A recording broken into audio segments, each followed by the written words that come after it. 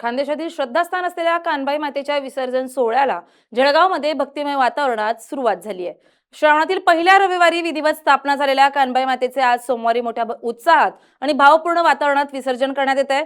जळगावच्या मेहरून तलावासह विविध जलस्रोतांवर भाविकांची मोठी गर्दी पाहायला मिळते. याचा आढावा घेतलाय आमचे प्रतिनिधी जितेंद्र कोतवाल यांनी. पाहूया.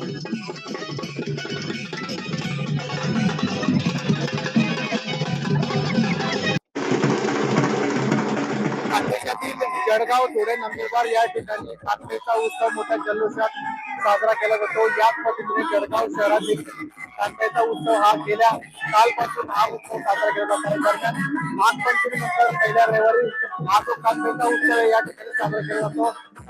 दर नागपंचमीनंतर पहिल्या रविवारी या ठिकाणी प्रत्येकाने कानबाईचा उत्सव साजरा केला जातो. त्यानंतर त्याची रात्रभर विधिवत नंतर कार्यक्रम त्यानंतर सोमवारी म्हणजे तिसऱ्या दिवशी त्याचं विसर्जन करायचं.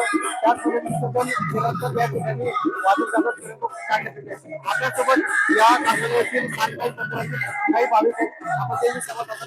दादा काय सांगाल तुम्ही असे काही मागणी आहेत कानबाईचा उत्सव जगभरात प्रसिद्ध आहे. जळगावच्या माध्यमातून काय सांगू शकाल?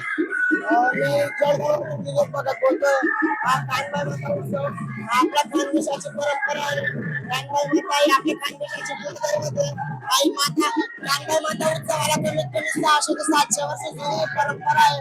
नेहमीच्या आपल्याकडे कानबाई माता राजा रानबाई माता दोघीही विराजमान आहे. आपल्या जळगावमध्ये आज झालेली म्हणजे महिनाबाई कॉलनी जळगाव उड्डाणपुराच्या खाली आपल्या कानबाई माता दरबार म्हणून छान असं मंदिर आहे.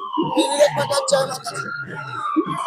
अशा पद्धतीने गेल्या अनेक वर्षांपासून हा जो उत्सव आहे या ठिकाणी साजरा केला जातो.